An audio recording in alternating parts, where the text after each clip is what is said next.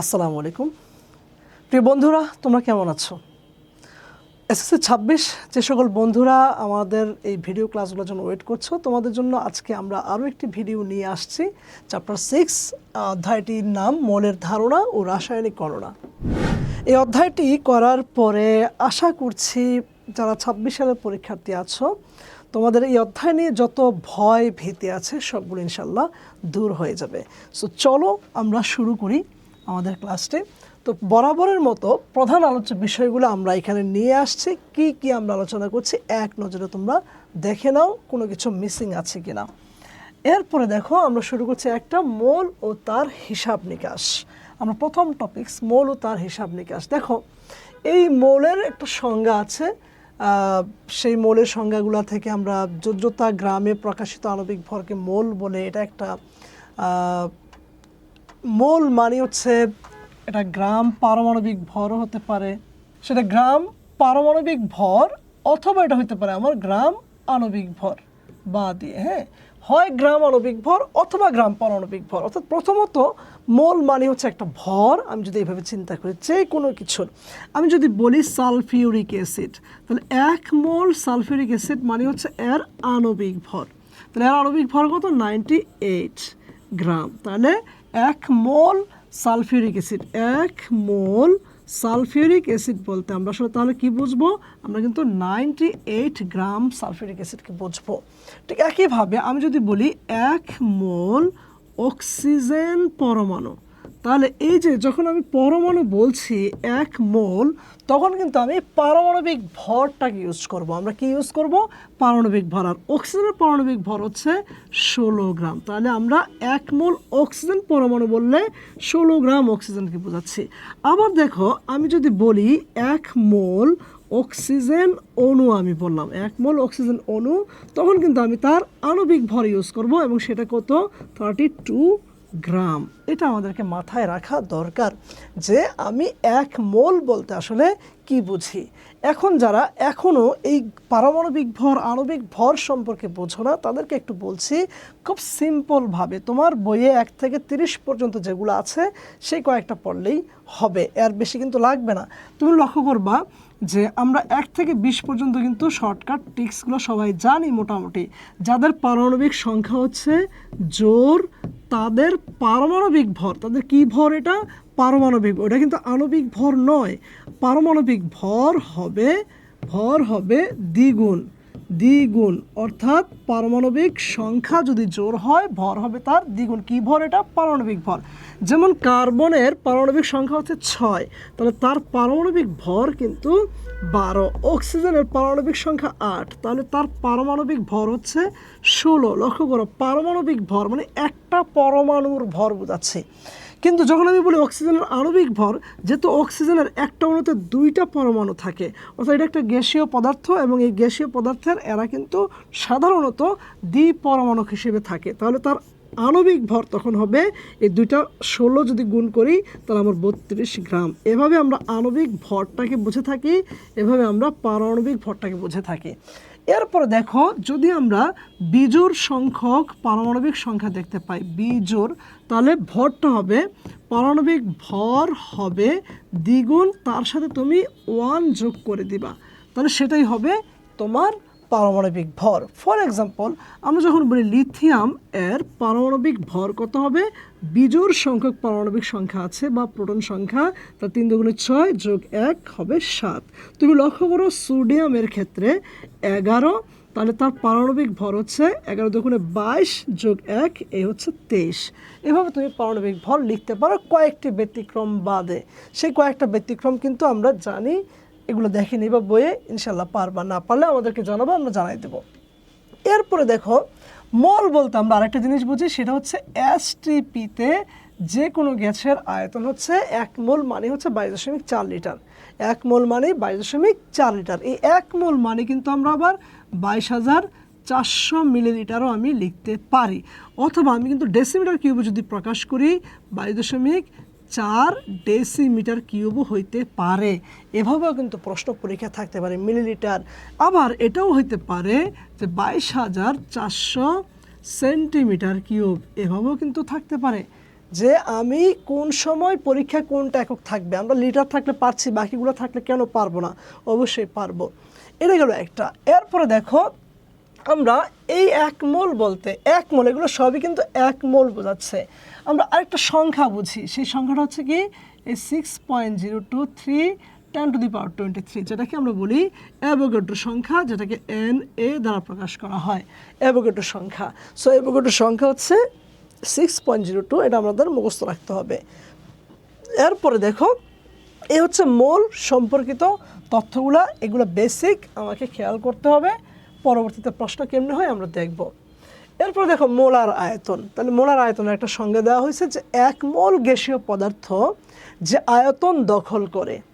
1 মোল গ্যাসীয় পদার্থ, 1 মোল, 2 মোল, 3 মোল, 5 মোল, হাফ মোলের কথা বলে নাই। তাহলে 1 মোল যে আয়তনটা দখল করবে তাকে আমরা ওই গ্যাসের মোলার আয়তন বলছি। এই যে মোলার আয়তন মানে 1 মোলে সে যে আয়তন থাকবে। এবং যে কোনো গ্যাসের মোলার আয়তন সমান এবং তা প্রমাণ তাপমাত্রা ও চাপে। এই যে প্রমাণ তাপমাত্রা ও চাপে 22.4 লিটার। এখন প্রমাণ তাপমাত্রা ও চাপ মানে কত? 0 ডিগ্রি সেলসিয়াস তাপমাত্রা এবং 1 atm চাপ বা 1 বায়ুমণ্ডলীয় চাপ, এটাকে আমরা বলছি প্রমাণ তাপমাত্রা ও চাপ। এইটাকে আমরা কিন্তু বলতেছি আবার STP, standard temperature and pressure. Standard temperature and pressure, এটা আমাদেরকে খেয়াল রাখতে হবে। এবং এই স্ট্যান্ডার্ড টেম্পারেচার এবং প্রেশারে যে কোনো গ্যাসের মোলার আয়তন হচ্ছে 22.4 লিটার। এরপরে দেখো এটাকে আমরা অনেক সময় আদর্শ অবস্থাও বলি, এটাকে আমরা আদর্শ অবস্থাও বলে থাকি, আদর্শ অবস্থা। SRTP কি? SRTP হচ্ছে স্ট্যান্ডার্ড, এরপরে অ্যাম্বিয়েন্ট শব্দটা লেগে দিবা, অ্যাম্বিয়েন্ট, আর বাকি সব same. Standard, ambient, temperature and pressure. এই জায়গায় আমার তাপমাত্রাটা হচ্ছে 25 ডিগ্রি সেলসিয়াস, চাপ কিন্তু আমার 1 atm চাপই থাকবে। এইখানে আমার যেই মোলার আয়তন VM, মোলার ভলিউম, সেটা হয়ে যাবে 24.789 লিটার, 24.789 লিটার। এটা আমাদের হচ্ছে 25 ডিগ্রিতে যদি থাকে, যেমন 22.4 লিটার, এটা হচ্ছে 0 ডিগ্রি সেলসিয়াস তাপমাত্রা থাকবে। এটা হচ্ছে মোলার আয়তন। এরপরে দেখো এই মোল, ভর, আয়তন ও সংখ্যার মধ্যে সম্পর্ক। এখানে আমরা সেই টেকনিকগুলো লিখে দিয়েছি আলাদা আলাদা করে, প্রত্যেকটা সূত্রকে এখানে আমরা দেখাইছি। আবার যখন ভর আর আয়তন থাকবে তখন আমি কি করব? যখন আমার ভর আর সংখ্যা থাকবে তখন আমি কোন সূত্র ইউজ করব, আয়তন সংখ্যা থাকলে কোন সূত্র ইউজ করব, এই সূত্রগুলোকে আমরা একসাথে নিয়ে আসছি এবং মোলারিটির সূত্রটাকেও আমরা একসাথে নিয়ে আসছে। সো এই সবগুলো সূত্রকে এখন আমি তোমাদের জন্য যদি একসাথে লিখি তাহলে কি হয় একটু লক্ষ্য করো। এই হচ্ছে মোল সংখ্যা। মোল সংখ্যা মানে W/M ইজ ইকুয়াল টু, আমি লিখলাম V/S। প্রত্যেকটার কোনটা দ্বারা কি বোঝানো হয় আমি লিখে দিচ্ছি। ইকুয়াল টু হচ্ছে আমি লিখতে পারি N/NA, ইকুয়াল টু আমি লিখতে পারি V/22.4। এটা যদি লিটারে থাকে, লিটারে বা ডেসিমিটার কিউবে যদি থাকে, তারপরে হচ্ছে ভি, এটা যদি সেন্টিমিটার কিউব বা মিলিলিটারে থাকে তাহলে আমরা 22,400 দিয়ে ভাগ করতে পারি। তারপরে আমরা যদি দেখি এখানে এই হচ্ছে আমাদের মোটামুটি একটা সূত্র আমরা লিখলাম। এখন দেখো এই N মানে হচ্ছে আমরা বলছি মোল সংখ্যা, এটাকে আমরা বলছি কি মোল সংখ্যা। দেখো এই W হচ্ছে গ্রাম এককে, গ্রাম এককে যে কোনো ভর, গ্রাম এককে যে কোনো ভর, যেটা আমাকে প্রশ্নে মানটা দেওয়া থাকতে পারে অথবা আমাকে আনসার জানতে দিতে পারে যে এটার আনসার কি হবে। এই এমটাকে আমরা বলছি পারমাণবিক ভর বা আণবিক ভর, পারমাণবিক ভর বা আণবিক ভর, পারমাণবিক ভর বা আণবিক ভর। এরপরে দেখো এই ভি মানে হচ্ছে এখানে এই সূত্র, যখন ভি আর এস থাকছে সেখানে হচ্ছে লিটার এককে, লিটার এককে আয়তন, লিটার এককে আয়তন। আর এই এসটাকে আমরা বলছি মোলারিটি, যেটাকে আমরা অনেক সময় ঘনমাত্রাও বলে থাকি। মোলারিটি বা ঘনমাত্রাও বলে থাকি, যদিও আসলে মোলারিটি হচ্ছে ঘনমাত্রা প্রকাশের একটা মাত্র একক, কারণ ঘনমাত্রা প্রকাশের আরও অনেক একক আছে। এই এনটাকে আমরা বলছি অণুর সংখ্যা বা পরমাণু সংখ্যা অণুর সংখ্যা বা পরমাণু সংখ্যা। এই এন এ হচ্ছে অ্যাভোগাড্রোর সংখ্যা, যেটা একটু আগে পড়ে আসলাম, 6.023 × 10⁻23। এরপরে বাকিগুলো লেখাই আছে। ভি লিটার বা ডেসিমিটার কিউব এককে আয়তন 22.4, ভি সেন্টিমিটার কিউব বা মিলিলিটার 22,400 দিয়ে ভাগ করে। এভাবে আমরা সূত্রটাকে আমরা একেবারেই আমাদের ব্রেইনের স্টোর সেলে আমরা স্টোর করে রাখবো ইনশাল্লাহ। এরপরে দেখো আমরা কিছু ম্যাথ এখানে দিয়েছি। একটি পানির অণুর ভর কত? সো এখানে যে একটা আনসার দেওয়া আছে, আনসারগুলোর সাথে মিলাবে। একটি পানির অণুর ভর, আমি এটা কিভাবে দেখাচ্ছি একটা লক্ষ্য করো সবাই। এখানে আমার বলছে একটি, তার মানে একটা সংখ্যা বোঝানো হয়েছে। তাহলে আমি আসলে কি নিব? আমি সূত্র অংশটা নিব n/na, কারণ n/na ওই যে একটু আগে দেখো আমি তোমাদেরকে দেখাইছি সূত্রের মধ্যে কোথায় আছে আমার, সেটা এই যে n/na, অণুর সংখ্যা বা পরমাণুর সংখ্যা হলে। তারপর দেখো আমি কিভাবে করছি। এবার আমাকে বলছে ভর কত, অণুর ভর কত। তাহলে সেই ভরটা কোথায় আছে দেখো তো। এবার এই ভরটা আছে W/m, এইখানে আমাকে ভর বাইর করতে বলছে। তাহলে যেহেতু ভর বাইর করতে বলছে, তো আমি W/mটাকে আমি এখানে রাখলাম, = n/na লিখলাম। আমরা জানি W/m = n/na, এভাবে কিন্তু আমরা লিখতে পারি। তাহলে আমাকে ভর বাইর করতে হলে আমাকে ডব্লিউটা এক পাশে রাখতে হবে। তাহলে W = দাঁড়াচ্ছে n × m/na। তাহলে আমি মানটা এখানে বসাই দিলাম। এই n মানে হচ্ছে অণুর সংখ্যা, এখানে 1, আর m মানে হচ্ছে আণবিক ভর, পানির অণুর কথা বলা হচ্ছে, তাহলে এটা আণবিক ভর হচ্ছে 18 আমি লিখলাম। এরপরে na হচ্ছে অ্যাভোগাড্রোর সংখ্যা, 6.023 × 10⁻23। সো আমি সব কিছু বসাই দিলাম। এখন তুমি ক্যালকুলেশন করে দেখো আমাদের উত্তরের সাথে মিলছে কিনা। যদি না মিলে থাকে আমাদেরকে কমেন্টে জানাও। হয় আমার উত্তর ভুল হইতে পারে, অথবা তোমার ক্যালকুলেশন করতে গিয়ে ক্যালকুলেটরে হয়তো কোথাও ভুল হয়েছে, আমরা সেটা তোমাকে দেখাই দেবো ইনশাল্লাহ। ওকে, এরপরে দেখো 1 গ্রাম সালফিউরিক অ্যাসিডে কতগুলো সালফিউরিক অণু আছে। এবার অণুর সংখ্যা বের করতে বলছে। এখন ভর দেওয়া হয়েছে, অণুর সংখ্যা কত সেটা বের করতে বলছে। দেখো এখানে ডব্লিউ দেওয়া হয়েছে, তাই না? এই যে 1 গ্রাম দেওয়া হয়েছিল। তো এখন ভর, এই হচ্ছে ভর এখানে আছে, আর আমাকে বাইর করতে বলছে কি, আমাকে কতগুলো অণু আছে, অণুর সংখ্যা বের করতে বলছে। তার মানে আমার লাগবে কি W/m, এদিকে n/na। তাহলে W/m n/na। দেখো কিভাবে তুমি সূত্রকে কাজে লাগাবা। তাহলে আমার অণুর সংখ্যা বের করতে বলছে n/na লিখবো, আর আমি হচ্ছে যেহেতু ভর দেওয়া হয়েছে সেখানে আমি W/m লিখবো। এখন আমি কি করব, আমি n এর মানটা বাইর করব। তাহলে W × na হচ্ছে আমার m। এখন W মানে 1 গ্রাম, n এর অ্যাভোগাড্রোর সংখ্যা, m আণবিক ভর, সালফিউরিক অ্যাসিড আণবিক ভর 98। এখন এই 98 যদি তুমি আবার যোগ করে করে বাইর করতে হয়, এটা কিন্তু খুবই দুঃখজনক হবে।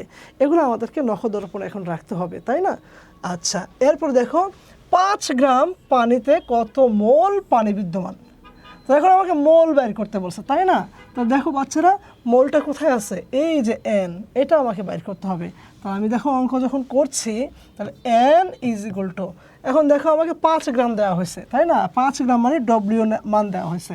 তো দেখো আমরা W/m লিখবো। তাহলে W/m লিখলে কিন্তু আমি মূল সংখ্যাটা পেয়ে যাচ্ছি। সো এরপরে দেখো এই প্রশ্নটা কিন্তু খুবই ইম্পর্টেন্ট। তো এই প্রশ্নটা খুবই ইম্পর্টেন্ট, এইটা একটু খুব মনোযোগ সহকারে দেখো, খুবই ইম্পর্টেন্ট আমাদের জন্য, 100% ইম্পর্টেন্ট। তো এখন 1 গ্রাম সালফিউরিক অ্যাসিডে কতগুলো হাইড্রোজেন, সালফার এবং অক্সিজেন পরমাণু আছে সেটা বাইর করব। এটা কয়েকভাবে বাইর করা যায়, অনেকগুলা পদ্ধতিতে বাইর করা যায়। তোমার যেটা ভালো লাগে সেটা করবো, আমি একটা দেখাচ্ছি তোমাকে। এখন দেখো 1 গ্রাম দেওয়া হয়েছে, তারপর W/m আমি নিয়ে নেব। এখন আমাকে বলছে কতগুলো পরমাণু আছে। ভাই আমার দেওয়া হয়েছে সালফিউরিক অ্যাসিড, কিন্তু বাইর করতে বলছে এগুলোর আলাদা আলাদা পরমাণু। তাহলে আমি প্রথমত তোমাদেরকে সহজ ভাষায় দেখাচ্ছি। তাহলে আমাকে যেহেতু একটা অণু দেওয়া হয়েছে, আমি তখন অণুর সংখ্যা বের করব। এই হচ্ছে N/Na। এখন এই যে অণুর সংখ্যাটা, সেটা কি কার? সালফিউরিক অ্যাসিডের অণুর সংখ্যা। সালফিউরিক অ্যাসিডের অণুর সংখ্যা বের হবে। আমি কিন্তু এই পরমাণু বের করতে পারছি না, কারণ আমাকে 1 গ্রাম সালফিউরিক অ্যাসিড দেওয়া হয়েছে একসাথে। তাহলে আমি এখন অণুর সংখ্যাটা বের করি। তাহলে N/Na ইকুয়াল টু কী বলতে পারি? W/m। তো এখন দেখো, তাহলে আমি কি লিখতে পাচ্ছি? Or N is equal to W into Na divided by m। তো এখন আমি এখান থেকে n লিখলাম, এই ডব্লিউর মান বসালাম, যেহেতু আমাকে 1 গ্রাম দেওয়া হয়েছে। Na 6.023 ইন্টু 10⁻23 আমি লিখলাম। আর আণবিক ভর আমি লিখলাম হচ্ছে তার 98। তো বাচ্চারা এখন লক্ষ্য করো, আমি এখন যে রেজাল্টটা পাবো সেটা হচ্ছে আমার সালফিউরিক অ্যাসিডে 1 গ্রামে কতগুলো অণু আছে, সালফিউরিক অ্যাসিডের অণু আছে, এই যে আমি পাইলাম। তো মনে করো তুমি এখানে একটা অণু পাইলা, সেই অণুটার একটা সংখ্যা তুমি পাইলা। আমি তোমাদেরকে সুবিধার্থে ক্যালকুলেশন করে দেখাচ্ছি। আমি ক্যালকুলেশন করে দেখাচ্ছি, তোমরা আমার সাথে একটু দেখে নাও। তাহলে 6.023 ইন্টু 10⁻23 আমি লিখলাম, ভাগ করব আণবিক ভর 98। তো 98 ভাগ করলে এটা হবে 6.1459 আছে, আমি 6 দিলাম, ইন্টু 10⁻21। এতটি কি অণু? সালফিউরিক অ্যাসিড অণু। এতটি সালফিউরিক অ্যাসিড অণু আমি লিখলাম। তো বাচ্চারা, আমার তো সালফিউরিক অ্যাসিড অণু জানতে চায় না, এখন আমাকে বলছে এই পরমাণুর সংখ্যা কত। তুমি লক্ষ্য করো, আমি সংকেতটা একটু খেয়াল করো, H2SO4। এটাকে যদি আমি একটা অণু ধরি, তাহলে এই অণুতে আমার হাইড্রোজেন পরমাণু আছে কয়টা? 2টা। তাহলে আমি বলতে পারি সালফিউরিক অ্যাসিডের একটি অণুতে হাইড্রোজেন পরমাণু আছে 2টা। হাইড্রোজেন পরমাণু আছে 2টা। তাহলে বলো তো 100টি সালফিউরিক অ্যাসিড অণুতে কতটি হাইড্রোজেন পরমাণু থাকবে? 200টি। 2 দিয়ে গুণ হয়ে যাবে। আমি যদি বলি 500টি সালফিউরিক অ্যাসিড অণুতে কতটি হাইড্রোজেন পরমাণু আছে? 2 দিয়ে গুণ হয়ে যাবে। অর্থাৎ সালফিউরিক অ্যাসিড অণুর সংখ্যা যা হবে, হাইড্রোজেনের পরমাণুর সংখ্যা হবে তার দ্বিগুণ। তার মানে আমি যদি এখন হাইড্রোজেন পরমাণুর সংখ্যা বের করতে চাই, তাহলে হাইড্রোজেন পরমাণু সংখ্যা হবে কতটি? 2 ইন্টু 6.023 ইন্টু 10⁻21। আমি এভাবে বের করতে পারি। ঠিক একইভাবে বলো তো সালফার কয়টা থাকবে? তাহলে যেহেতু সংকেত আমি দেখতে পাচ্ছি একটা অণুতে একটা পরমাণু আছে সালফার, তার মানে 100টা সালফিউরিক অ্যাসিড অণুতে 100টা সালফার পরমাণু থাকবে। সুতরাং আমার এতগুলো যে অণু পাইলাম সালফিউরিক অ্যাসিড ওই 1 গ্রামে, তাহলে এতগুলা অণুতে আমার সালফার কয়টা থাকবে? ওই এতগুলাই থাকবে, 6.146 10⁻21। অক্সিজেনের ক্ষেত্রে কি হবে বলো তো বাচ্চা? 4 দিয়ে গুণ হয়ে যাবে, তাহলে আমরা অক্সিজেন পরমাণু সংখ্যা পেয়ে যাব। এইভাবে একটা অঙ্ক তুমি প্র্যাকটিস করতে পারো। আমাদের ভিডিওগুলো প্রথম থেকে লাস্ট পর্যন্ত তুমি অবশ্যই মনোযোগ সহকারে দেখো। এরপর দেখি আমরা মোলার দ্রবণ ও ঘনমাত্রা সম্পর্কিত আলোচনা। এখন দেখো মোলার দ্রবণ, তো ঘনমাত্রা জিনিসটা কি? তো এখানে মোলার দ্রবণের ক্ষেত্রে একটা বিষয় আমি না বললেই নয়, সেটা হচ্ছে মোলার দ্রবণ বা মোলারিটির কথাটাই আগে আসি। মোলারিটি, মোলারিটি আসলে কিছুই না। হ্যাঁ, মোলারিটি মানে হচ্ছে, আমরা তো জানি যে যখন একটা দ্রবণ আমরা বলছি, এই দ্রবণের মধ্যে আমার কি থাকে? একটা দ্রাবক থাকে। তাহলে দ্রাবক, এবং এটার মধ্যে আমার কিছু এখানে দ্রব যোগ করি আমি, তাই না? আমি যদি কিছু দ্রব যোগ করি, তাই না, এটা হচ্ছে দ্রাবক। এখন এই দুইটা মিলেই কিন্তু আমার দ্রবণ তৈরি হয়। এই দুইটা মিলে আমার কি তৈরি হচ্ছে? দ্রবণ তৈরি হলো। তাহলে দ্রাবক আর দ্রব মিলেই কিন্তু দ্রবণ। এখন একটা নির্দিষ্ট তাপমাত্রায়, হ্যাঁ, যেমন 0 ডিগ্রি সেলসিয়াস তাপমাত্রায় যদি বলি আদর্শ অবস্থায় 1 মোল দ্রব, এই 1 মোল দ্রব যদি আমার 1 লিটার দ্রবণে 1 মোল দ্রব দ্রবীভূত থাকে, তখন তাকে আমরা বলি তার মোলারিটি হচ্ছে 1। তার মোলারিটি কত? মোলারিটি 1। তাহলে মোলারিটি 1 বলছি, লক্ষ্য করো, মোলারিটি 1। ঠিক একইভাবে যদি আমি বলি 1 লিটার দ্রবণে 2 মোল দ্রব দ্রবীভূত থাকে তাহলে মোলারিটি হবে 2। তার মানে মোলারিটির সংজ্ঞাটা আসলে কি? মোলারিটির সংজ্ঞাটা হচ্ছে 1 লিটার বা প্রতি লিটার দ্রবণে যত মোল দ্রব দ্রবীভূত থাকে, যত মোল দ্রব দ্রবীভূত থাকে সেটাকে আমরা বলছি ওই দ্রবণের মোলারিটি। মোলারিটি জাস্ট মোল সংখ্যাটা। এখন এই মোল সংখ্যা তো বিভিন্নভাবে বাইর করা যায়, তাহলে মোল সংখ্যা বাইর করব আমরা কিভাবে, এটা একটু লক্ষ্য করো তো। এই যে মোল সংখ্যা সেটা ভর থাকলে বাইর করতে পারবা, আয়তন থাকলে বাইর করতে পারবা, তোমার এই যে অণুর সংখ্যা থাকলে বাইর করতে পারবা, আয়তন থাকলে বাইর করবা। তার মানে তুমি যত মোল দ্রবীভূত থাকে এই মোল সংখ্যাটা বাইর করাটা কিন্তু খুব ইম্পর্টেন্ট 1 লিটারের মধ্যে। ওকে, এটা আমাদের জন্য কাজে লাগবে এই বেসিকটা পরবর্তীতে। তো এখন এ হচ্ছে মোলারিটির কথা বলছি। এখন এই মোলারিটি পড়তে গিয়া আমরা এখন দেখছি যে কিছু আছে মোলার দ্রবণ, কিছু আছে সেমি মোলার দ্রবণ। তো মোলার দ্রবণ মূল জায়গাটা কি, আমি কয়েকটা জিনিস বলি তোমাদেরকে। মোলার দ্রবণ, তাহলে এই যে মোলার দ্রবণ আমি লিখছি, এই মোলার দ্রবণের মোলারিটি বা ঘনমাত্রা সেটা হচ্ছে 1m। এই m মানে কি? এই m মানে বোঝাচ্ছে মোল পার লিটার, মানে 1 লিটারে কত মোল আছে। তো যদি আমি লিখি 1m, এটার মানে হচ্ছে 1 মোল পার লিটার, তাহলে প্রতি লিটারে 1 মোল দ্রবীভূত আছে। তো আমি যদি জানি মোলার দ্রবণ মানে হচ্ছে 1m, তাহলে যেটা সুবিধা হয়, আর 1m মানে হচ্ছে 1 মোল পার লিটার, তখন তুমি মোলার দ্রবণের সংজ্ঞা মুখস্থ না করে লিখতে পারবা।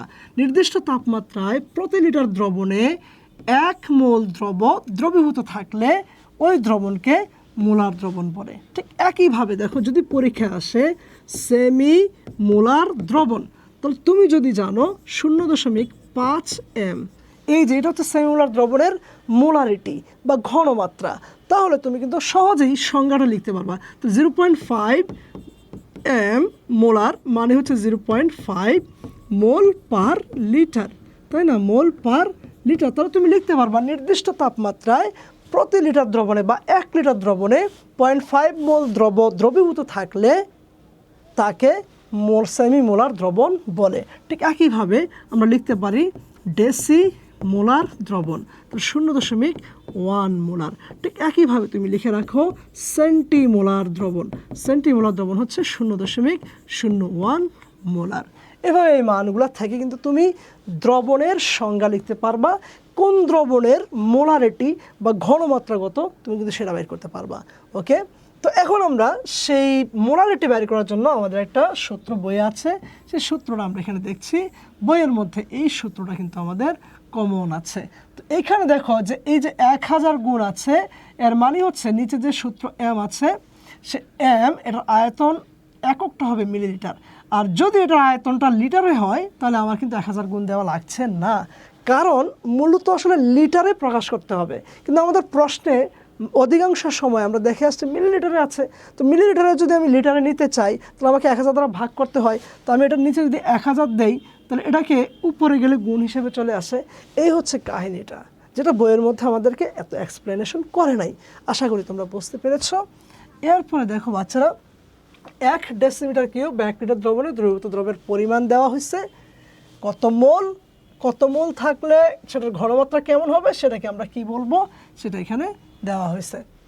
এখন আমরা কিছু যদি ম্যাথ তোমাদের জন্য প্র্যাকটিস করি।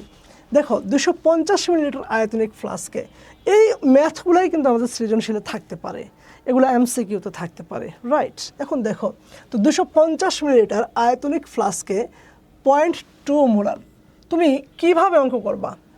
সবার আগে সূত্র লিখবা না, তুমি আগে দেখবা আমাকে কি কি মান দেওয়া হয়েছে, কি মান দেওয়া হয়েছে সেটার পরে তোমাকে কি বাইর করতে হবে সেটা লিখবা। তারপরে তুমি দেখবে এটার মধ্যে সম্পর্ক কি, সূত্রটা কেমন হবে। এভাবে যদি তুমি অঙ্ক না করো, তোমার অঙ্ক হবে মুখস্থ করা, সেটা ভুল হওয়ার সম্ভাবনা থাকবে অনেক বেশি। সুতরাং বুঝে ম্যাথ করো। এখন আমরা দেখি প্রথম প্রশ্নটার ক্ষেত্রে। প্রথমে দেখো আমাকে এখানে কি দেওয়া হয়েছে, 250 মিলিলিটার আয়তনিক ফ্লাস্কে 0.2 মোলার সোডিয়াম ক্লোরাইড দ্রবণ কিভাবে প্রস্তুত করবে।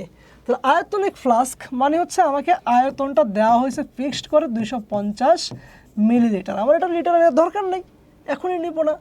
এত মোলার, এই মোলার মানে হচ্ছে মোলারিটি এস, তাহলে সেটা কত 0.2 মোলার, এভাবে লিখতে পারি। কিভাবে প্রস্তুত করবে, এর মানে হচ্ছে আমি তো এখানে কি নিব, ডব্লিউ কত গ্রাম নিব সেটা আমাকে বের করতে হবে। সেই আয়তনিক ফ্লাস্কের চিত্রটা যদি আমি তোমাদেরকে একটু দেখাই, এই হচ্ছে আমাদের আয়তনিক ফ্লাস্ক। এখানে 250 মিলিলিটার একটা দাগ থাকে, 250, মানে আমি এর মধ্যে কিন্তু এটা শেষ করতে হবে। তো আমরা আসলে কিভাবে করি, আমরা ঠিক 250 মিলিলিটার আয়তনের ওই যে ঘনমাত্রা মোলারিটি এটা দেওয়া হয়েছে, এইটার জন্য আমার সোডিয়াম ক্লোরাইড কতটুকু লাগবে সেটা আমি বের করি। দেন আমি একটু পানি নেই, পানি নিয়ে সোডিয়াম ক্লোরাইড একটু যোগ করি, যোগ করার পরে নাড়াচাড়া করি। আমি পুরো সোডিয়াম ক্লোরাইডটা যোগ করে দিচ্ছি, আস্তে আস্তে আস্তে আস্তে আমি পানির পরিমাণ বের করছি, পানির পরিমাণ বের করছি।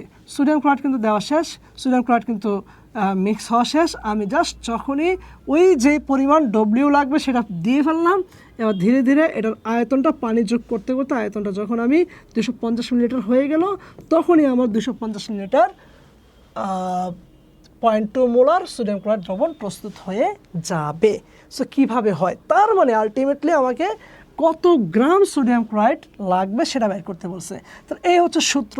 এখন আমি সূত্রের মধ্যে কি জানি, তাহলে দেখো আমরা কিন্তু সবাই জানি ডব্লিউ ইকুয়াল টু, আচ্ছা আমি এভাবে না করে তোমাদের জন্য আরেকটু সহজ করে দিচ্ছি।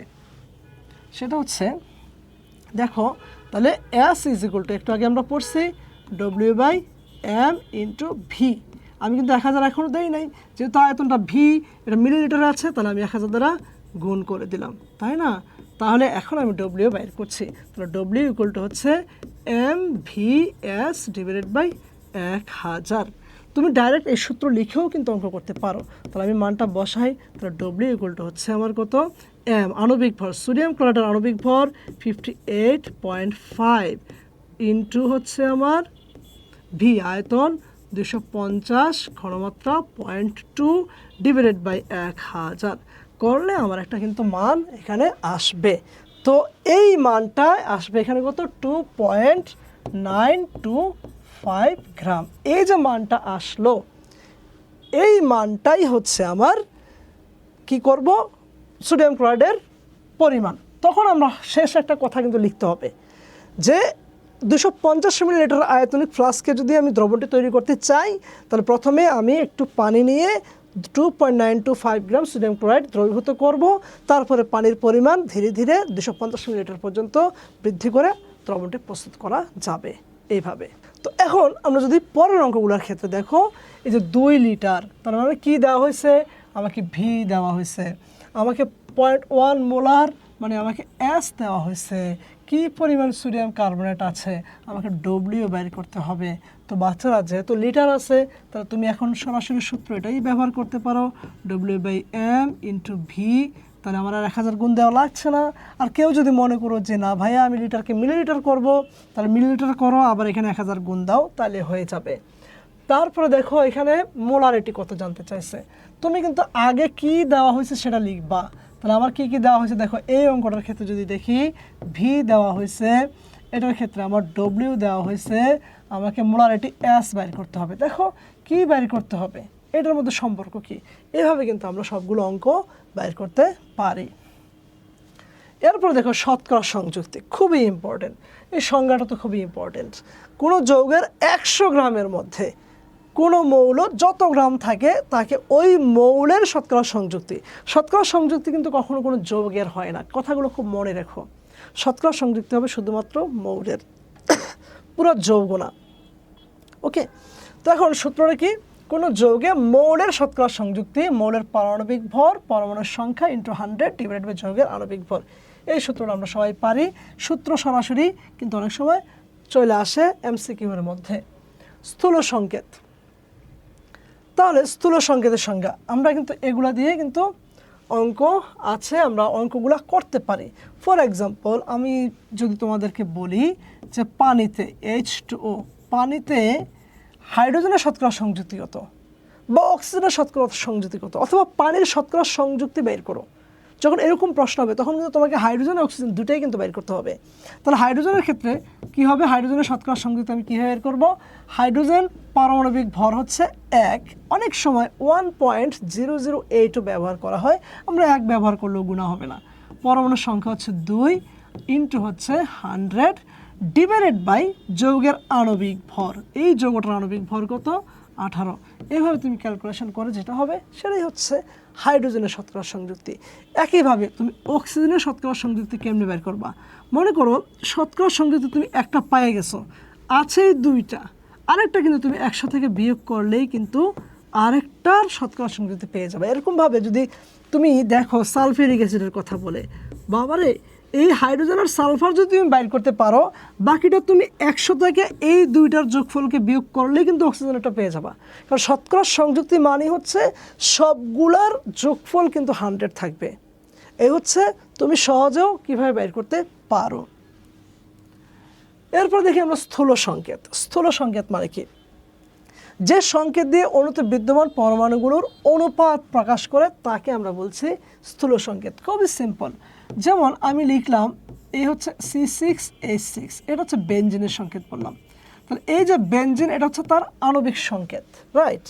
এখন আমি সংকেত যদি এইভাবে লিখি CH, এই সংকেত দিয়ে কিন্তু একটা জিনিস বোঝা যাচ্ছে এখানে পরমাণুগুলোর অনুপাত 1:1। দেখো বেনজিনে কার্বন এবং হাইড্রোজেনের অনুপাত কত, কার্বন এবং হাইড্রোজেনের পরমাণু সংখ্যা অনুপাত কত, 1:1।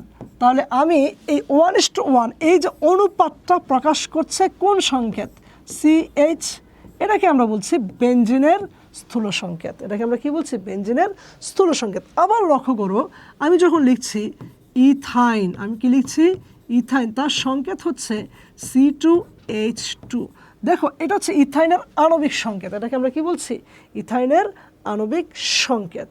এখন তার স্থূল সংকেত যদি বাইর করতে চাই, দেখো সেম স্থূল সংকেত বাইর হয়েছে, কারণ এখানেও কার্বন এবং হাইড্রোজেনের অনুপাত হচ্ছে 1:1। ফলে দেখো আমার এই সংকেত দ্বারা কিন্তু ইথাইনের ওই যে পরমাণুগুলোর অনুপাত প্রকাশ করছে। তাহলে আমরা একটা জিনিস কি দেখতে পাচ্ছি, আণবিক সংকেত ভিন্ন হলেও স্থূল সংকেত একই হতে পারে। এই প্রশ্নটা কিন্তু পরীক্ষায় আসে। আণবিক সংকেত ভিন্ন হলেও, আণবিক সংকেত ভিন্ন হলেও স্থূল সংকেত একই হতে পারে, তাই না? এই হচ্ছে আমার একটা প্রশ্ন পরীক্ষা আসলে আমরা কিন্তু এই উদাহরণটা দিয়ে খুব সুন্দরভাবে উপস্থাপন করতে পারি। তারপর দেখো আণবিক সংকেত। তো আমি আণবিক সংকেত কেমনে বের করছি, আণবিক সংকেত হচ্ছে প্রথমে এই যে স্থূল সংকেতকে এই যে n দিয়ে এখানে গুণ করে, স্থূল সংকেতের পরমাণু সংখ্যার সাথে n গুণ করলেই কিন্তু আণবিক সংকেত। এখন n কিভাবে বের করছি, যৌগের আণবিক ভর বাই স্থূল সংকেতের ভর। এখন প্রশ্ন হচ্ছে আমি স্থূল সংকেত এই যে এখানে সংজ্ঞা লিখলাম, স্থূল সংকেত আমরা কেমনে বের করি, স্থূল সংকেত আমরা কিভাবে বের করি সেটা কিন্তু আমরা এখানে অঙ্কের মাঝে দেখব, তাই না? আমরা এখন সূত্রগুলো শুধু লিখে রাখলাম। এখন দেখো আমি কিভাবে অঙ্কগুলোয় প্র্যাকটিস করছি, একসাথে দুটো দেখাচ্ছি। হাইড্রোক্লোরিক অ্যাসিডে হাইড্রোজেন ও ক্লোরিনের শতকরা সংযুক্তি, স্থূল সংকেত ও আণবিক সংকেত বের করো। তো পানি, সালফিউরিক অ্যাসিড এর শতকরা সংযুক্তি, স্থূল সংকেত ও আণবিক সংকেত বের করো। মজার বিষয় এটাই আসলে আণবিক সংকেত, এটা আণবিক সংকেত, এটা আণবিক সংকেত, এটা আমরা দেখাইলাম। আণবিক সংকেত আসলে অ্যাকচুয়ালি আর বাইর করার দরকার নাই, বাট কীভাবে বের করতে হয় সেটা আমরা এখানে দেখব। আমরা দেখবো এখানে শতকরা সংযুক্তি তুমি কেমনে বের করছো, আমি দেখাবো স্থূল সংকেতটা কেমনে বের করতে হয়। দেখো স্থূল সংকেত নির্ণয়ের প্রথম যে ধাপটা, ফার্স্ট স্টেপ, প্রথম ধাপ হচ্ছে তোমাকে যে শতকরা পরিমাণ দেওয়া থাকবে, প্রত্যেকের শতকরা পরিমাণকে তাদের পারমাণবিক ভর দ্বারা ভাগ করতে হবে। তাহলে শতকরা পরিমাণকে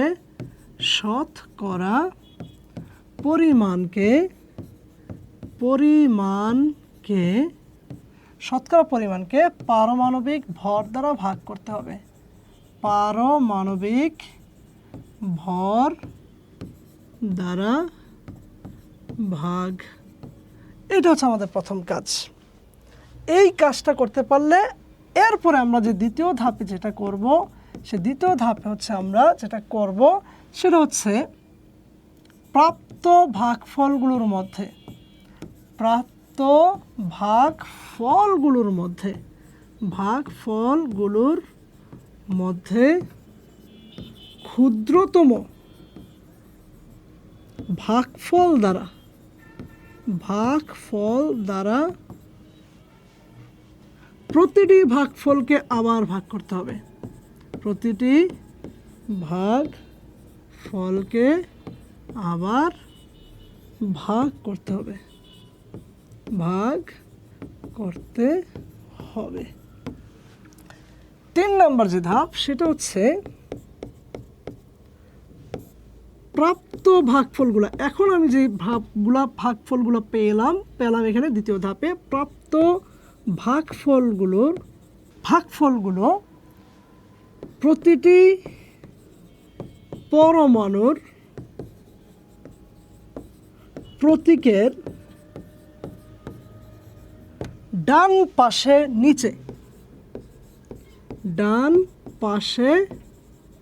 নিচে বসিয়ে স্থূল সংকেত পাওয়া যাবে।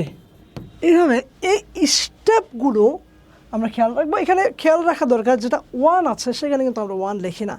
আবার অনেক সময় এরকম হয় যে আমরা 1 তো লিখি না, বাট 1 না লিখলেও এটা 1, এটা কিন্তু বুঝতে হবে। ওকে, তো এভাবে আমরা শতকরা সংযুক্তি একটু আগে আমরা দেখালাম। তো আমি যদি এটা 80 একটা করে, তাহলে হাইড্রোজেনের শতকরা সংযুক্তি কত হবে? তাহলে হাইড্রোজেনের শতকরা সংযুক্তি হচ্ছে হাইড্রোজেন পরমাণুর পারমাণবিক ভর 1, পরমাণুর সংখ্যা হচ্ছে 2 × 100 ডিভাইডেড বাই তার আণবিক ভর হচ্ছে 98। তাহলে আমি হাইড্রোজেনের একটা পার্সেন্টেজ পেয়ে গেলাম, তাই না? ঠিক একইভাবে সালফারের কিন্তু একটা আমি পার্সেন্টেজ পাবো, আমি অক্সিজেনের একটা পার্সেন্টেজ পাবো। দেখো, এই হচ্ছে শতকরা সংযুক্তি। পরীক্ষায় শতকরা সংযুক্তি এটা হচ্ছে একটা অঙ্ক। এরপরে তোমাকে শতকরা সংযুক্তি দেওয়া থাকবে, তোমাকে স্থূল সংকেত বাইর করতে হবে, তোমাকে আণবিক সংকেত বাইর করতে হবে। তোমাকে এরকম সংকেত কিন্তু আর দেওয়া থাকবে না।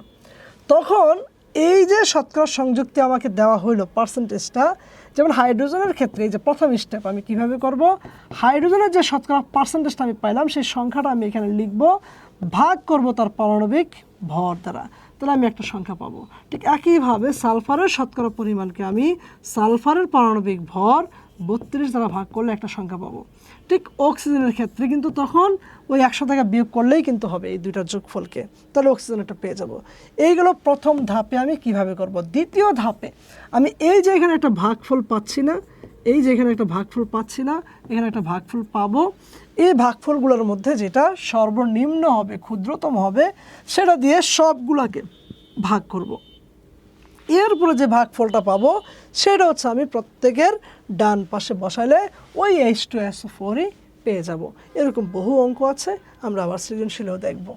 বিক্রিয়া সমতাকরণ, যে প্রক্রিয়ায় সমীকরণের বাম পাশের বিভিন্ন মৌলের পরমাণু সংখ্যা এবং ডান পাশের ওই একই মৌলের পরস্পর সংখ্যা সমান করা হয়, সেই প্রক্রিয়াকে রাসায়নিক সমীকরণের সমতা বলা হয়। তো সমীকরণের সমতা কিভাবে করব, এটার আসলে কোনো নিয়ম আছে কিনা, এটার আসলে কোনো নির্দিষ্ট নিয়ম নাই। হ্যাঁ, এটার কোনো নির্দিষ্ট নিয়ম নাই। তো এটাই হচ্ছে একটা নিয়ম, সমতাকরণের কোনো নিয়ম নাই, এটাই হচ্ছে সমতাকরণের একমাত্র নিয়ম। কিন্তু এরপরও আমরা সমতাকরণের জন্য কিছু পদ্ধতি অবলম্বন করি, চেষ্টা করি যেন সমতাকরণটা সহজে করা যায় কিনা। তো কিভাবে করি একটু লক্ষ্য করো।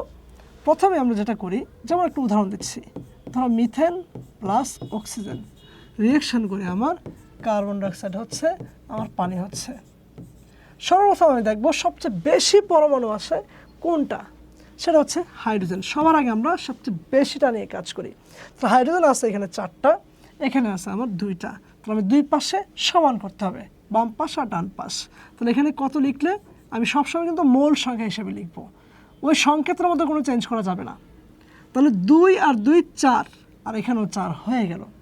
এটা করতে গিয়ে আমি দেখছি অক্সিজেন 2টা, এখানে 2টা, 4টা, কিন্তু এখানে আছে 2টা, তাহলে আমি এখানে দিয়ে দিলাম 2, আর কার্বন একটা একটা ঠিক আছে। এভাবে কিন্তু আমরা একটা সমতা করতে পারি। আরেকটা বিষয় হচ্ছে সমতা করতে পারছো বা পারছো না, তার চেয়েও বেশি ইম্পর্ট্যান্ট হচ্ছে একটা বিক্রিয়ায় কি উৎপন্ন হবে। এই কি উৎপন্ন হবে এটা জানা হচ্ছে সবার আগে জরুরি। যদি তুমি জানোই না কি তৈরি হবে, তুমি সমতা যতই ট্রাই করো না কেন, কোনো লাভ হবে না। সুতরাং আমাদের বইয়ে যে উদাহরণগুলো আছে সমতাকরণের, ওই উদাহরণগুলো খুব ভালো করে ট্রাই করবা যে কোন বিক্রিয়ায় কী হয়। আমি কমন কিছু বিক্রিয়া দেখাচ্ছি। যেমন যত কার্বনেট থাকবে, ধাতব কার্বনেট, ধাতব কার্বনেট, তাহলে সূত্র অনুসারে ধাতব কার্বনেট কি করবে, সে কিন্তু তৈরি করবে কার্বন ডাইঅক্সাইড। কার্বনেট থাকা মানেই কার্বন ডাইঅক্সাইড তৈরি করবে। এবং ধাতব অক্সাইড মানে আমি যদি এখানে লিখি ধাতব অক্সাইডটা, সেটা হচ্ছে ক্যালসিয়াম অক্সাইড। দেখো সেটা হচ্ছে ক্যালসিয়াম অক্সাইড তৈরি হবে। এইভাবে তুমি আগে কিন্তু কি তৈরি হবে এটা জানতে হবে। তাহলে সূত্রটা কি খেয়াল রাখতে হবে, ধাতব কার্বনেট, ধাতব কার্বনেট, এই ধাতব কার্বনেটকে তুমি উত্তপ্ত করবে, তৈরি হবে কার্বন ডাইঅক্সাইড প্লাস ধাতব অক্সাইড। এবার এই ধাতুর জায়গায় যাই আসুক, ধরো ফর এক্সাম্পল আমি যদি এখন আনি সোডিয়াম কার্বনেট Na2CO3, এই যে সোডিয়াম কার্বনেট, এটা একটা ধাতু, ধাতব কার্বনেট, এটাকে উত্তপ্ত করলাম, তাহলে আমার তৈরি হবে কার্বন ডাইঅক্সাইড প্লাস ধাতব অক্সাইড। যেহেতু ধাতু সোডিয়াম, এখন তো আর ক্যালসিয়াম অক্সাইড তৈরি হবে না, তৈরি হবে কি সোডিয়াম অক্সাইড, তার সংকেত কি Na2O। এভাবে কিন্তু আমরা বিক্রিয়াগুলো করতে পারি। এইগুলো একটা ধাতব কার্বনেট। এরপর আমি যদি তোমাকে দেখাই আরও বিক্রিয়া, ধরো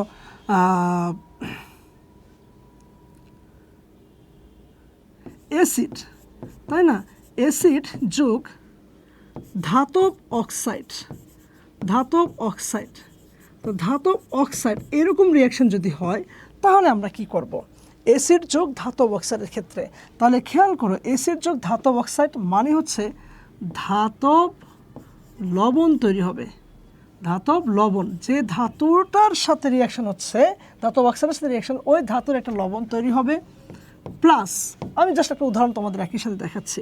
তাহলে দেখো আমি ধরো সালফিউরিক অ্যাসিড লিখলাম H2SO4, ধাতব অক্সাইড, ধরো আমি ক্যালসিয়াম অক্সাইডের সাথে রিয়াকশন হলো, তাহলে আমার কি তৈরি হবে, দেখো এই যে ক্যালসিয়াম সালফেট, লবণ তৈরি হয় কেমনে, এই ধাতু আছে, অ্যাসিডের ঋণাত্মক অংশটা, অ্যাসিডের ঋণাত্মক অংশটা নিয়ে তৈরি হবে লবণ। তাহলে ক্যালসিয়ামের যোজনী কিন্তু 2, আবার সালফেটের যোজনীয় 2, 2 আর 2 কাটা যাবে, ফলে এখানে আমি শুধু ক্যালসিয়াম সালফেট লিখব। সংকেত কেমনে লিখতে হয়, এইগুলো একটা।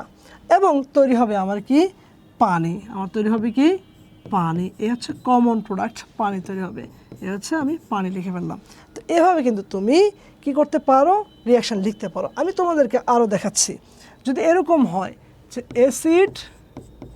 অ্যাসিড যোগ ধাতব হাইড্রোক্সাইড, ধাতব হাইড্রোক্সাইড, তাহলে অ্যাসিড যোগ ধাতব হাইড্রোক্সাইড রিয়াকশান করলে কি হবে, সেমভাবে ধাতব লবণ, ধাতব লবণ যোগ পানি তৈরি হবে। কিভাবে দেখো, এবার HCl নিলাম প্লাস ধাতব হাইড্রোক্সাইড, তাহলে সোডিয়াম হাইড্রোক্সাইড আমি নিলাম, তাহলে আমার কি তৈরি হবে, দেখো ধাতব লবণ, তাহলে সোডিয়ামের সাথে এই অ্যাসিডের ঋণাত্মক অংশ, সোডিয়াম ক্লোরাইড প্লাস কিন্তু পানি। এইভাবে রিয়াকশান আরও আছে। যদি আরও কিছু রিয়াকশান জানতে চাও অবশ্যই কমেন্টে জানাও।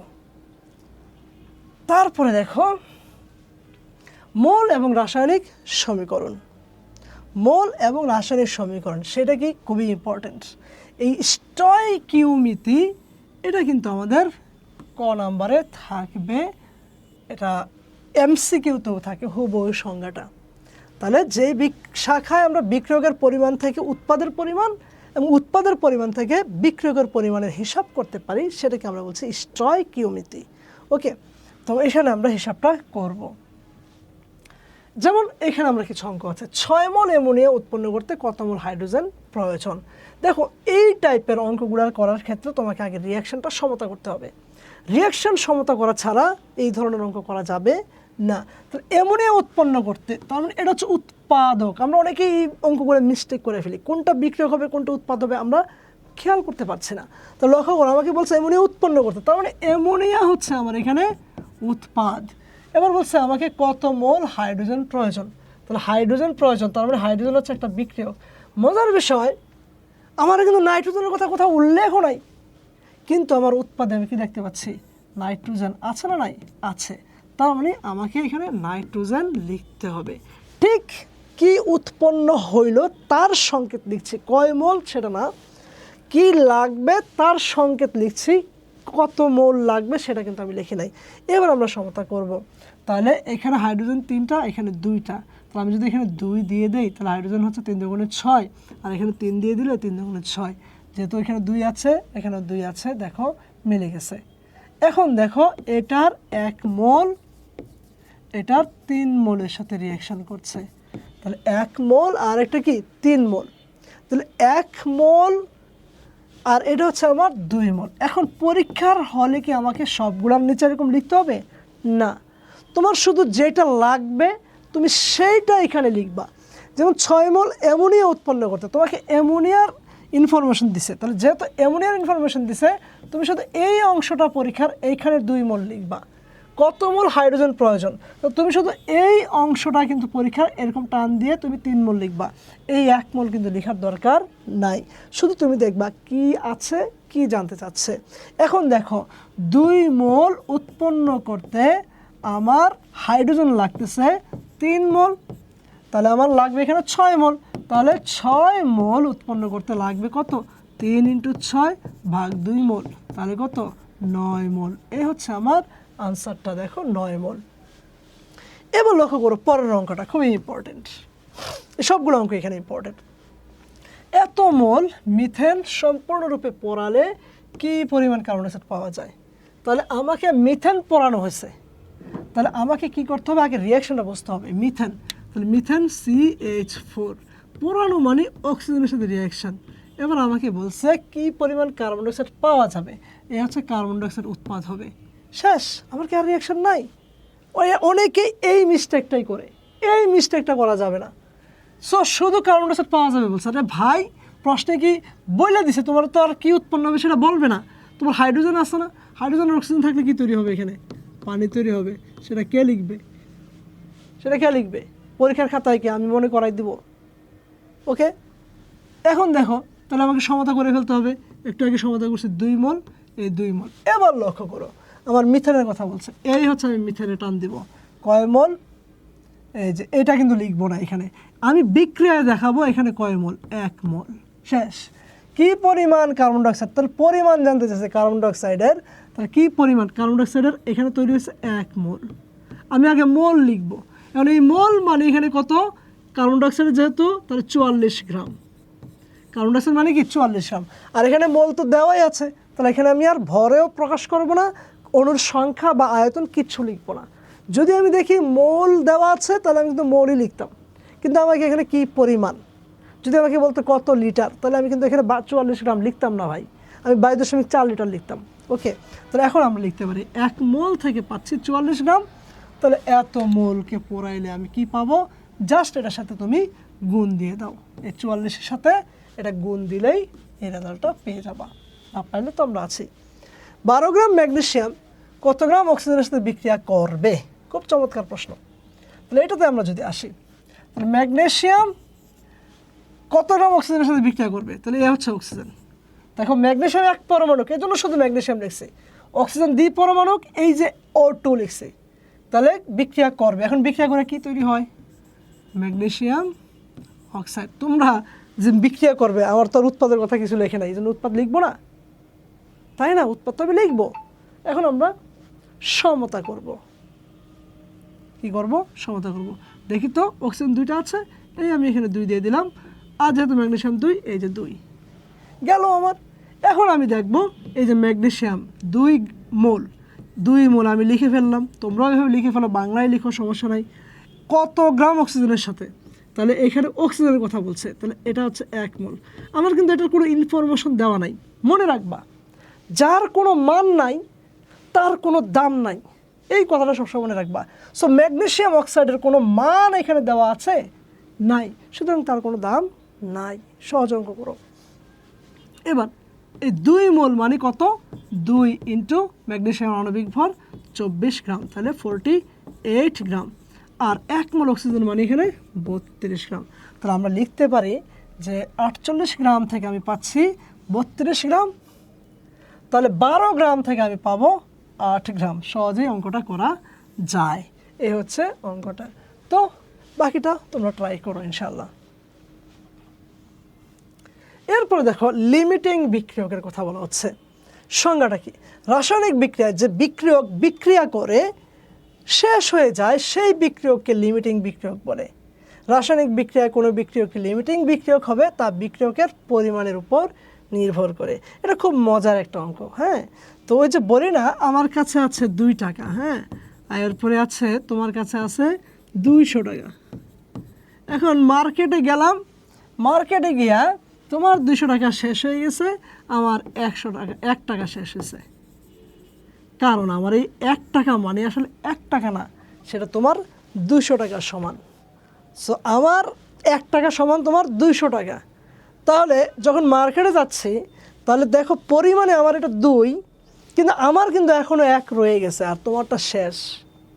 তা তুমি কিন্তু লিমিটিং বিক্রিয়ক, যে শেষ হয়ে যাবে।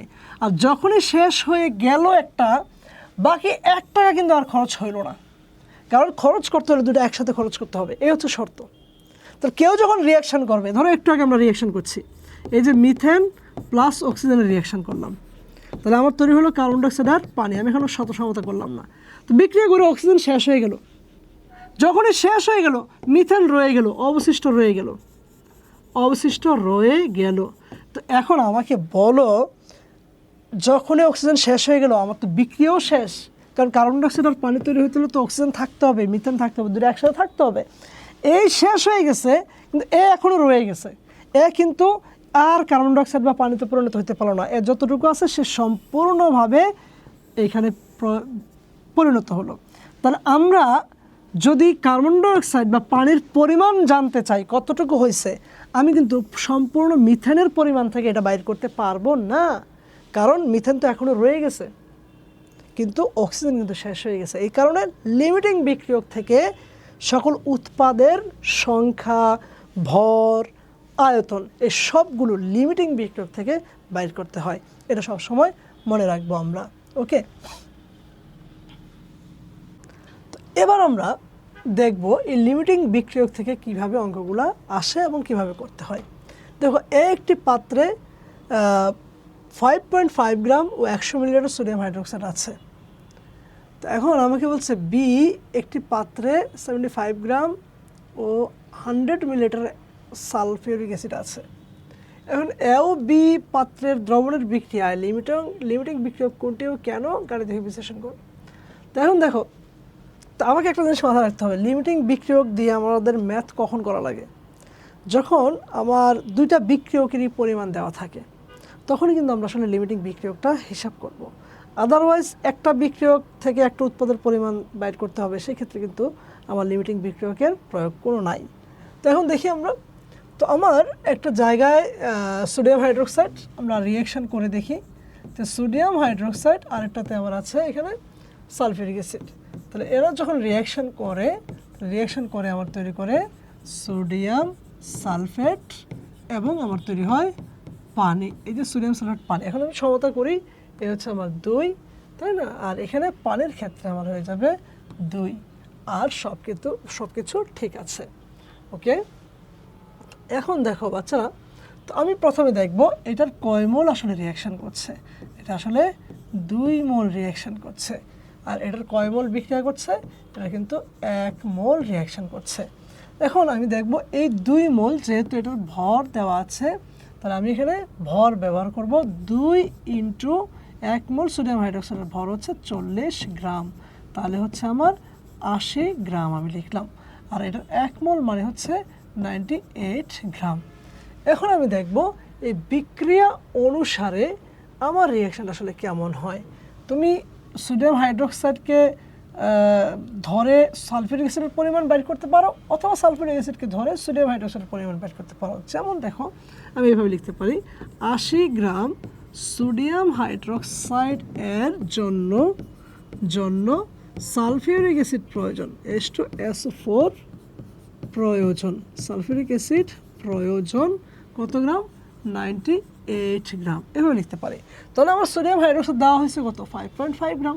সুতরাং 5.5 গ্রাম সোডিয়াম হাইড্রোক্সাইড এর জন্য সালফিউরিক অ্যাসিড প্রয়োজন।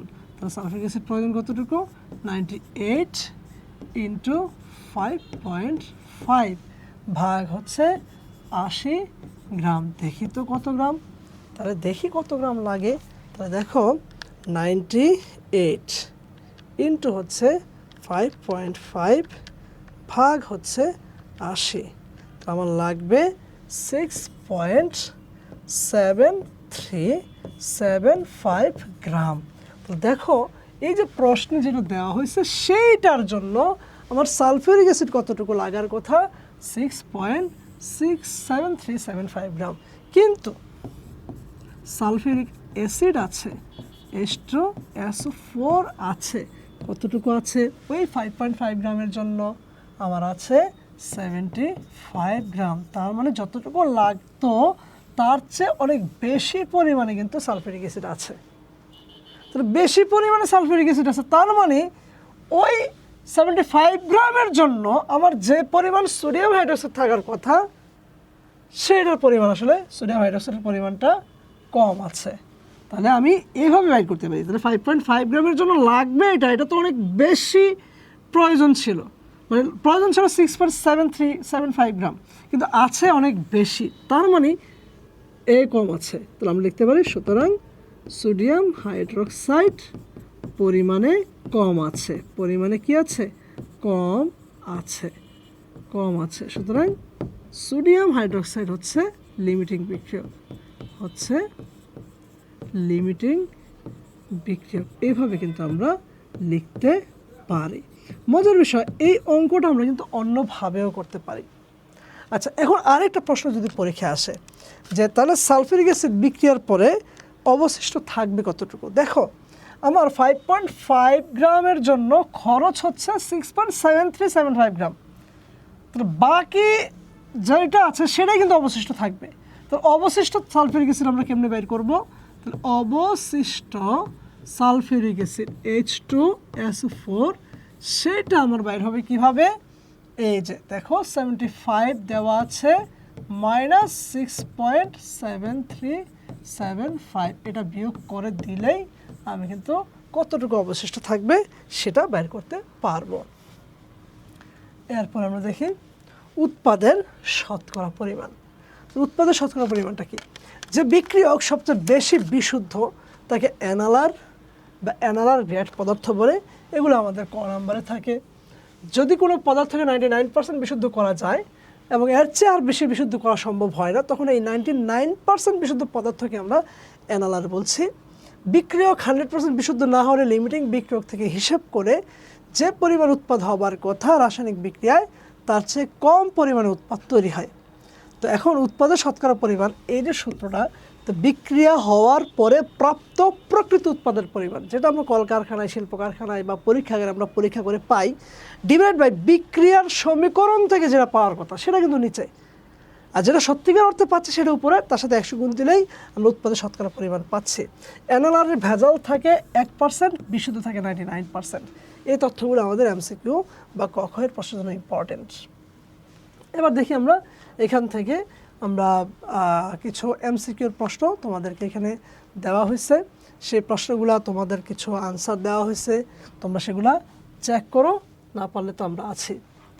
সংক্ষিপ্ত প্রশ্নের জন্য এখানে প্রায় 14টা প্রশ্ন তোমাদেরকে দেওয়া হয়েছে, যেগুলো আমাদের ক খ ভিত্তিক হতে পারে বা শুধুমাত্র যে সংক্ষিপ্ত শর্ট আনসার কোশ্চেন থাকে সেখান থেকে তোমরা এগুলো প্র্যাকটিস করো, কোনোটা না পারলে আমাদেরকে জানাও।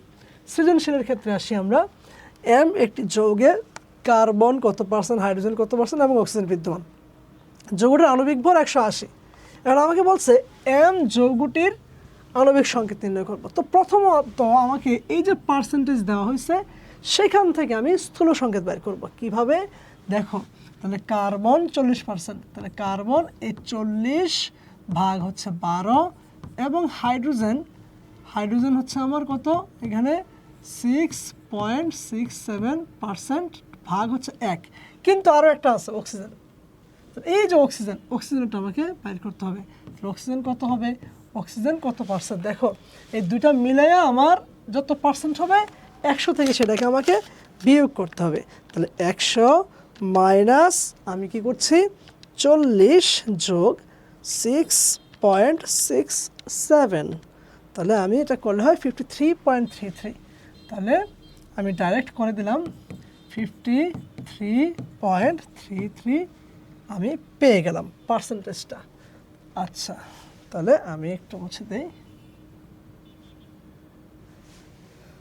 তাহলে 53.33%। এখন অক্সিজেনের পারমাণবিক ভর হচ্ছে 16, ভাগ করব।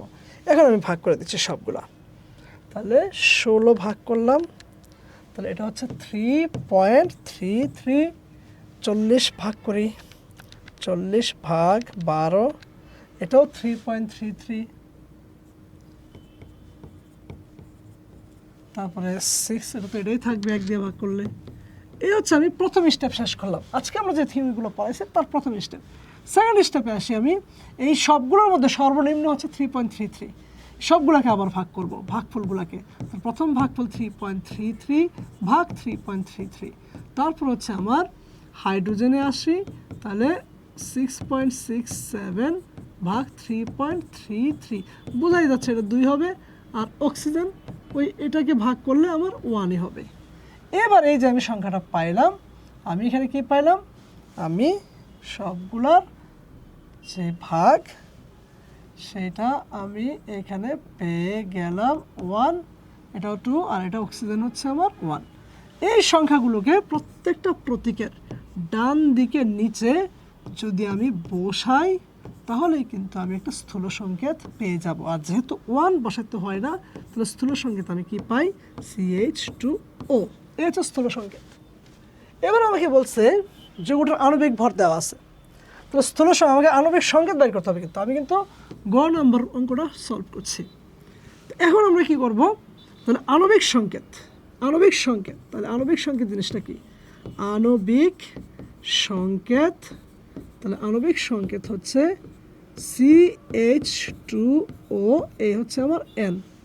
আর N মানে কি আমরা অলরেডি সূত্র পড়ে আসছি, N মানে হচ্ছে স্থূল সংকেতের ভর। স্থূল সংকেতের ভর কি, উপরে 12 আর 4 2 14, 14 আর 16 হচ্ছে 30। এই স্থূল সংকেতের ভর দ্বারা আমি ভাগ করব, উপরে হচ্ছে আণবিক ভর, আণবিক ভর হচ্ছে 180, তাহলে ভাগ করলে হয় 6। তাহলে এই N এর মান যদি আমি এখানে বসাই, তাহলে স্থূল সংকেতের ভর সংকেত, আণবিক সংকেত আমি কি পাচ্ছি, CH2O, এখানে 6, তাহলে এই কার্বনের পরে 6 আসবে, হাইড্রোজেনের পরে 6 দুগুণে 12 আসবে, আর অক্সিজেনের এখানে আমার 6 আসবে। এটা হচ্ছে আমাদের গ্লুকোজের সংকেত। এবার বলছে M যৌগটির 2 লিটার 0.5 মোলার দ্রবণ প্রস্তুতি গাণিতিকভাবে বিশ্লেষণ করো। তাহলে M যৌগ তো অলরেডি আমি পেয়ে গেলাম। M যৌগ মানে গ্লুকোজ, তার আণবিক ভর 180, আমার আর বাইর করা লাগছে না। তাহলে প্রস্তুতি গাণিতিকভাবে বিশ্লেষণ করো, তার মানে আমাকে দেখো দেওয়া হয়েছে এখানে V 2 লিটার, আমার ঘনমাত্রা মোলারিটি 0.5 মোলার। তার মানে আমাকে ডব্লিউটা বের করতে হবে, কি পরিমাণ আমি M যৌগটা নিব সেটা আমাকে জানতে চাইছে। তাহলে ডব্লিউ ইকুয়ালটা আমি সরাসরি লিখছি, সূত্র এখন তোমরা জানো, MVS। আর 1000 দিয়ে আমি ভাগ করছি না, কারণ এটা লিটারই আছে। তাহলে M আণবিক ভর 180, V হচ্ছে আমার 2 লিটার, ঘনমাত্রা 0.5। তাহলে কত হয় দেখো তো বাচ্চারা, আমি যদি এটা চিন্তা করি তাহলে 0.5 মানে অর্ধেক করে দেবো, 90 180, হচ্ছে 180 গ্রাম। তার মানে 180 গ্রাম গ্লুকোজ নিয়ে যদি আমি একটা দ্রবণকে 2 লিটার বানাই, তাহলে সেই দ্রবণটার মোলারিটি হবে 0.5। এই হচ্ছে আমাদের বিষয়। ওকে বাচ্চারা, এরপর আমি 2 নাম্বার আরেকটা সৃজনশীলে আসি। দেখো 5 গ্রাম সোডিয়াম প্লাস 10 গ্রাম হাইড্রোক্লোরিক অ্যাসিড, উদ্দীপকের বিক্রিয়ায় কি পরিমাণ লবণ পাওয়া যাবে তা নির্ণয় করো। এই যে চমৎকার, তাহলে উদ্দীপকের বিক্রিয়ায় কি পরিমাণ লবণ পাওয়া যাবে। আচ্ছা আমি একটু রিয়াকশনটা দেখি। তাহলে রিয়াকশনটা করলে just simple sodium plus HCl, তাহলে তৈরি হবে কি সোডিয়াম ক্লোরাইড প্লাস হচ্ছে হাইড্রোজেন। তো সোডিয়াম ক্লোরাইড প্লাস হাইড্রোজেন, তাহলে আমি কি করব এখন, আমাকে যেটা করতে হবে আমি এই জায়গায় হাইড্রোজেন তৈরি হয়েছে, তাহলে এখানে 2 দিয়ে দিলাম। ওকে, এখন 2 যদি দিয়ে দেই তাহলে তো এখন দেখো এটা 2 মোলের সাথে এটা 2 মোল রিয়াকশন করছে, তার মানে এটা 2 মোল মানে হচ্ছে 2 ইন্টু 23 গ্রাম মানে হচ্ছে 46 গ্রাম, আর এটার 2 মোল মানে হচ্ছে 2 ইন্টু 36.5, 35.5 হচ্ছে ক্লোরিনের আর 1 হচ্ছে হাইড্রোজেনের, তাহলে 36.72 73, তাহলে 73 গ্রাম। তাহলে এখন আমি দেখতে পাই যে 46 গ্রামের জন্য, তাহলে 46 গ্রামের সোডিয়ামের জন্য আমার HCl প্রয়োজন 73 গ্রাম, তাহলে 5 গ্রামের জন্য আমি কতটুকু HCl লাগবে সেটা আগে আমি বের করি। 5 গ্রামের জন্য আমার কতটুকু HCl লাগবে, তাহলে 5 ইন্টু 73 ভাগ 46 গ্রাম, তাহলে কত হয় 5 ইন্টু 73 ভাগ 46, তাহলে আমার লাগবে 7.93 গ্রাম। দেখো আমার 5 গ্রাম সোডিয়ামের জন্য হাইড্রোক্লোরিক অ্যাসিড লাগবে 7.93 গ্রাম, কিন্তু হাইড্রোক্লোরিক অ্যাসিড আছে 10 গ্রাম, তার মানে অনেক বেশি আছে, তার মানে বেশি আছে, তার মানে এটা লিমিটিং বিক্রিয়ক না, লিমিটিং বিক্রিয়ক হচ্ছে আমার সোডিয়াম। তাহলে আমার কতটুকু লবণ তৈরি হবে এই পরিমাণটা হিসাব করবো আমি কিন্তু শুধু সোডিয়াম থেকে। তাহলে এখন আমি দেখি 2 মোল লবণ তৈরি হচ্ছে এবং 2 মোলের ভর কত 2 ইন্টু 58.5, ক্লোরিন হচ্ছে 35.5 আর হচ্ছে সোডিয়াম 23, করলে 58.5।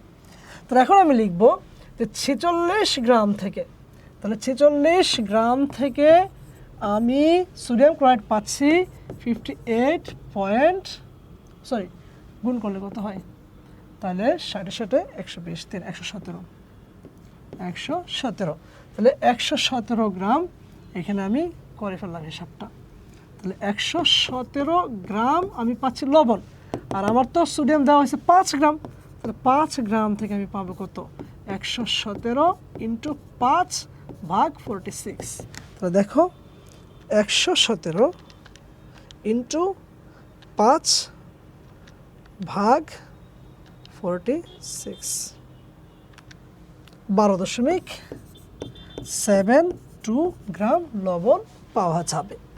সো এটা কিন্তু লিমিটিং বিক্রিয়ক দিয়ে করতে হচ্ছে আমাদের। এবার বলছে উদ্দীপকের বিক্রিয়া লিমিটিং বিক্রিয়ক কোনটি, তো অলরেডি লিমিটিং বিক্রিয়ক আমরা বাইর করে ফেলছি, গাণিতিকভাবে বিশ্লেষণ করো, অলরেডি আমাদের এটা শেষ। এরপরে আমরা যদি দেখি 3 নাম্বার আরও একটা সৃজনশীল, ক্যালসিয়াম অক্সিজেন বিক্রিয়া করে 2R হয়েছে, ম্যাগনেসিয়াম অক্সাইড। ওকে, তো আসলে 2R মানে কি, এটা হচ্ছে ক্যালসিয়াম অক্সাইড, তাই না, এই যে ক্যালসিয়াম অক্সাইড, 4 গ্রাম ম্যাগনেসিয়াম ধাতুর সাথে প্রয়োজনীয় পরিমাণ অক্সিজেনের বিক্রিয়া এত গ্রাম ম্যাগনেসিয়াম অক্সাইড পাওয়া গেল। দেখো উদ্দীপকের 1 নং বিক্রিয়ায় 10 গ্রাম আর যৌগ, 10 গ্রাম আর যৌগ মানে 10 গ্রাম ক্যালসিয়াম অক্সাইড যৌগ উৎপন্ন করতে কত গ্রাম ক্যালসিয়াম প্রয়োজন, তাহলে রিয়াকশনটা হিসাব করছি আমরা 10 গ্রাম, তাহলে এটার পরিমাণ দেওয়া হয়েছে, তাহলে এটার রিয়াকশনটা লক্ষ্য করি আমরা, গ নাম্বারটা যদি করি ক্যালসিয়াম প্লাস অক্সিজেন বিক্রিয়া করে হচ্ছে 2 মোল ক্যালসিয়াম অক্সাইড, তো আমার এটা হচ্ছে 2 মোল, আর 2 মোলের আমার হিসাব হচ্ছে 2 ইন্টু দেখো 40 আর 56 গ্রাম, তাহলে 56 গ্রাম মানে কত 112 গ্রাম। আর আমার ক্যালসিয়াম প্রয়োজন, তাহলে আমাকে ক্যালসিয়ামের হিসাব করতে হবে, ক্যালসিয়াম হচ্ছে 2 মোল, আর 2 মোল ক্যালসিয়াম মানে 2 ইন্টু 40 গ্রাম, তার মানে 80 গ্রাম। তো আমি কি লিখতে পারি 80 গ্রাম ক্যালসিয়াম থেকে, ক্যালসিয়াম প্রয়োজন বলছে, তাহলে আমি উল্টাভাবে করছি, তাহলে দেখো আমি লিখতে পারি 112 গ্রামের জন্য ক্যালসিয়াম প্রয়োজন 80 গ্রাম, এভাবে ভাষায় লিখবা নিজের ভাষায়। সুতরাং আমার তো দেওয়া হয়েছে 10 গ্রাম থেকে বের করতে হবে, সুতরাং 10 গ্রাম ক্যালসিয়াম অক্সাইড থেকে অক্সাইড উৎপন্ন হবে, 10 গ্রাম উৎপন্ন হবে, তাহলে 112 গ্রাম উৎপন্ন হয়েছে কোথা থেকে? 80 গ্রাম থেকে। তাহলে 10 গ্রাম উৎপন্ন হবে কত থেকে? 80 ইন্টু 10 ভাগ 112 গ্রাম। তাহলে হিসাব করলে কত হয় দেখি তো বাচ্চারা, সবাই আমার সাথে সাথে হিসাব করে ফেলো।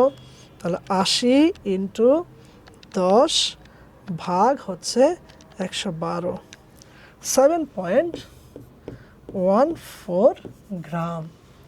তাহলে আমার 7.14 গ্রাম ক্যালসিয়াম প্রয়োজন। মিলিয়ে নাও সবাই। এরপরে ঘ নাম্বার দেখো, ঘোড়ার ঘটা, যে 2 নং উদ্দীপক থেকে 100% উৎপাদ পাওয়া সম্ভব কিনা। তো 2 নং উৎপাদ থেকে 100% উৎপাদ পাওয়া সম্ভব কিনা বিশ্লেষণ করো। তাহলে এখানে দেখো 2 নং 4 গ্রাম ম্যাগনেসিয়াম ধাতুর সাথে প্রয়োজনীয় পরিমাণ অক্সিজেনের বিক্রিয়া এত গ্রাম ম্যাগনেসিয়াম অক্সাইড পাওয়া গেল। তাহলে এখানে উৎপাদের পরিমাণ বলে দিছে, এটা হচ্ছে বিক্রিয়ায় প্রাপ্ত প্রকৃত উৎপাদের পরিমাণ। তার মানে এখানে আমার উৎপাদের শতকরা পরিমাণ বের করতে হবে। তার মানে এই যে আমরা একটা কনসেপ্ট একটু আগে পড়ে আসলাম, বাচ্চারা একটু লক্ষ্য করো, উৎপাদের শতকরা পরিমাণ, এই যে সূত্র, তাই না, উৎপাদের শতকরা পরিমাণ। তাহলে আমাকে কি করতে হবে, আমাকে 100% পাইতে পাবো কিনা, কত পার্সেন্ট পাবো সেটা বের করতে হবে। তাহলে প্রাপ্ত প্রকৃত উৎপাদের পরিমাণ দেওয়া আছে, সমীকরণ থেকে আমার উৎপাদের পরিমাণটা হিসাব করতে হবে। তাহলে দেখো তো, আচ্ছা এখানে, তাহলে এখন আমি দেখি প্রকৃত অর্থে কতটুকু পাওয়া যাবে ম্যাগনেসিয়াম অক্সাইড। তাহলে আমি হিসাব করছি ম্যাগনেসিয়াম প্লাস অক্সিজেন, কত সুবিধা দেখো, তোমাদের রিয়াকশন করেও দেওয়া আছে উদ্দীপকে।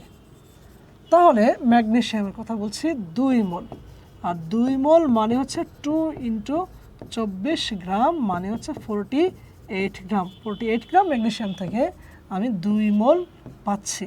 তাহলে ম্যাগনেসিয়াম 24 আসলে 40, 40 গুণে 80 গ্রাম।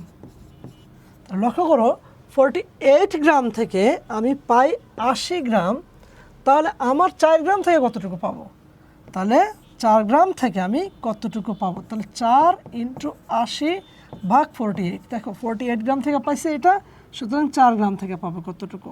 তাহলে হিসাব করি, তাহলে 4 ইন্টু 80 ভাগ 48, তাহলে আমি 6.67 গ্রাম লিখতে পারি। আমি সমীকরণ থেকে পেয়েছি 6.6 গ্রাম।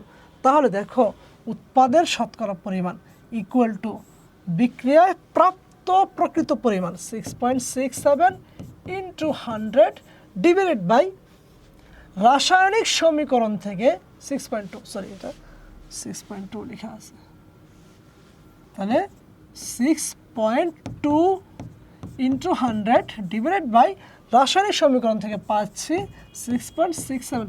আসলে এই পর্যন্ত করলেও কিন্তু আনসার চলে আসে যে আমি যে 6.67 এটা হচ্ছে সমীকরণ থেকে পাওয়ার কথা, কিন্তু আমি পাইছি 6.2, কিন্তু আসলে আমার তো 100% উৎপাদ এখানে পাওয়া যায় নাই।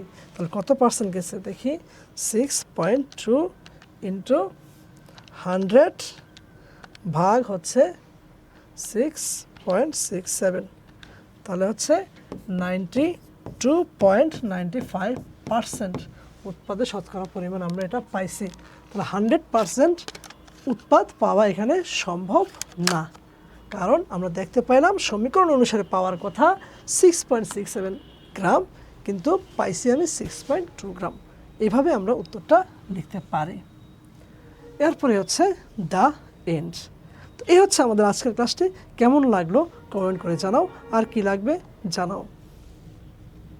শেষ, এবার প্রমোশনাল।